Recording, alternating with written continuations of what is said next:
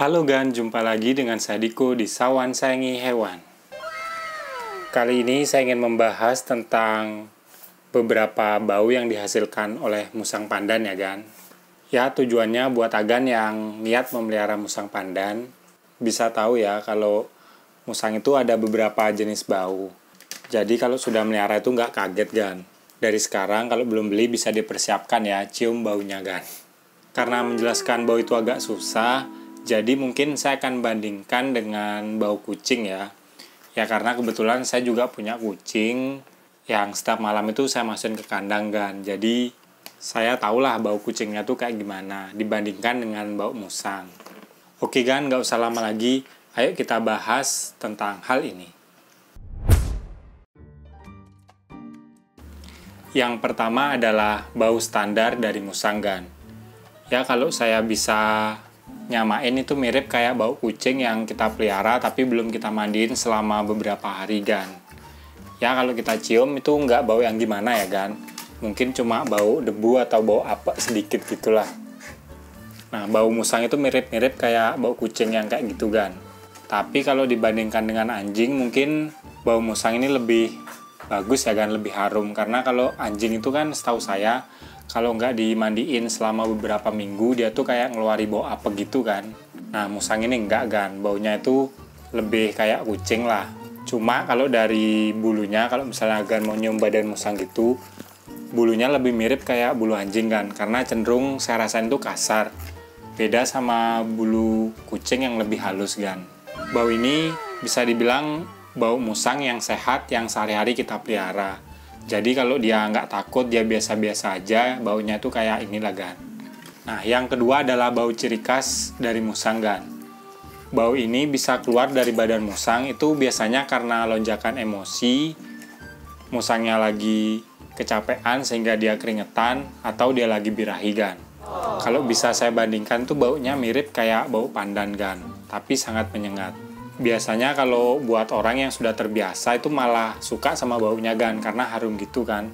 Contohnya kayak saya suka banget bau bim-bim pas dia lagi kayak birahi atau dia lagi takut gitu Gan. Karena baunya itu kayak menyengat gitu loh, harum. Cuma buat Agan yang nggak suka atau belum pernah nyium bau ini, pokoknya mirip kayak bau pandan, itu bisa membuat Agan kayak mules atau enek gitu di perut Gan.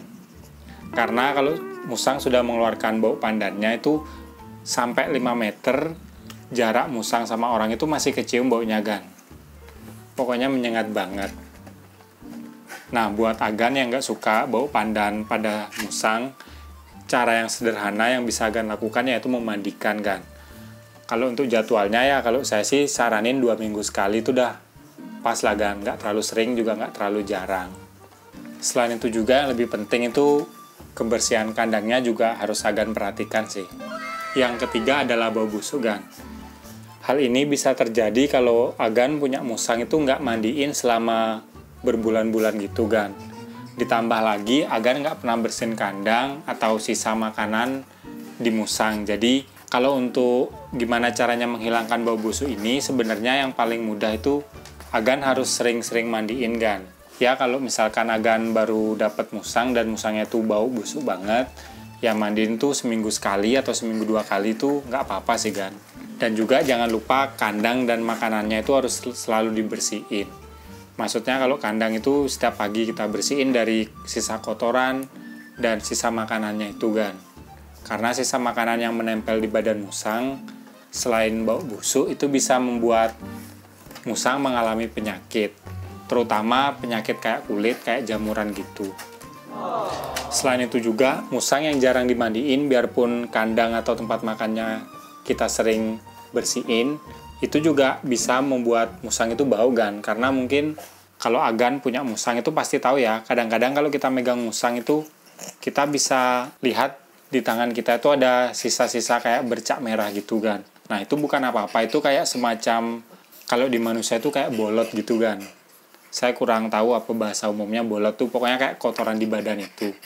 Nah itu kalau dibiarin lama-lama akan membuat badan musang menjadi busuk. Makanya mandiin itu harus rajin ya Gan. Yang keempat kita akan membahas bau pipis dari musang Gan.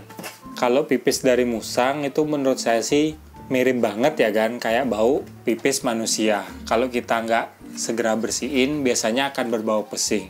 Bahkan kalau bisa saya nilai, mungkin baunya itu sama kayak bau pipis pesing manusia kan.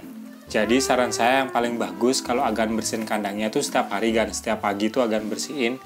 Karena kalau agan diemin misalnya 1 hari lebih gitu aja, nanti bau pesingnya tuh akan membuat lingkungan sekitar agan tuh jadi bau. Dan buat orang yang nggak melihara musang mungkin agak risih ya nyium bau ini kan. Tapi pengalaman saya memelihara musang itu, saya dapetin fakta yang agak unik kan.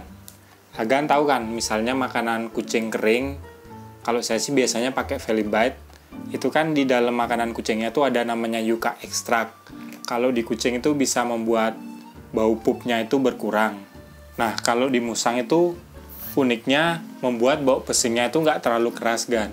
Jadi tips yang saya kasih ya kan, kalau agan melihara musang, coba kasih makan makanan kucing yang kering yang ada yuka ekstrak.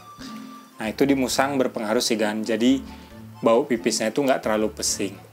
Yang terakhir adalah bau pup musang kan. Nah kalau tadi bau pipisnya musang itu sangat pesing, uniknya bau pup musang itu hampir nggak berbau kan. Bahkan kalau bisa saya bandingin sama bau pup kucing, itu mungkin baunya cuma 10% dari bau pup kucing kan. Nggak tahu kenapa ya.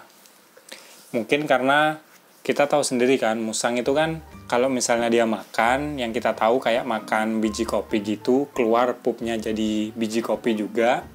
Karena pencernaan musang yang nggak terlalu sempurna itu, jadi pup musang itu kayak nggak terlalu berbau kan, karena mungkin nggak terlalu dicerna di badannya gitu ya. Apalagi kalau agan ngasih kayak buah-buahan kayak pisang, semangka, pepaya gitu, itu nggak ada bau sama sekali kan. Bahkan kadang bentuk pepaya atau pisangnya itu masih kelihatan gitu kan pas dia pup. Tapi kalau misalnya agan kasih daging-dagingan kayak telur atau daging filet gitu, pas keluar pup itu masih berbau dagingnya, mungkin agak berbau dikit. Baunya itu aman banget kan. Bahkan saya bisa kasih tahu kalau buat agan yang gampang jijikan ngelihat pup kayak gitu, terutama kayak pup kucing atau anjing gitu, ngelihat pup musang itu nggak bakalan jijik. Mungkin bentuknya mirip tapi nggak ada baunya sama sekali kan. Nah tadi itu beberapa bau yang dihasilkan musang ya kan. Ya semoga buat agan yang niat melihara musang itu bisa terbantu dengan video ini. Jadi kalau agan misalnya sudah punya hewan peliharaan kucing dan anjing, itu baunya nggak beda-beda jauh sih kan. Tapi uniknya kalau musang, bau badannya itu bisa bau kayak pandan harum banget, dan pupnya itu nggak berbau, itu aja sih. Sisanya mirip-mirip lah kayak hewan kita. Selama kita rajin mandiin, kalau saya sih 2 minggu sekali saya mandiin musang, dan setiap pagi sisa kotoran dan makanannya tuh saya bersihin, ya badan musang saya tuh sehat-sehat aja sih kan, harum-harum aja. Oke, sekian video dari Sawan hari ini. Kalau agan suka sama video ini, jangan lupa like dan juga subscribe. Nantikan video terbaru saya karena saya setiap Jumat akan upload tentang hewan. Kalau agan ada pertanyaan atau mau nambahin, langsung aja komen di bawah.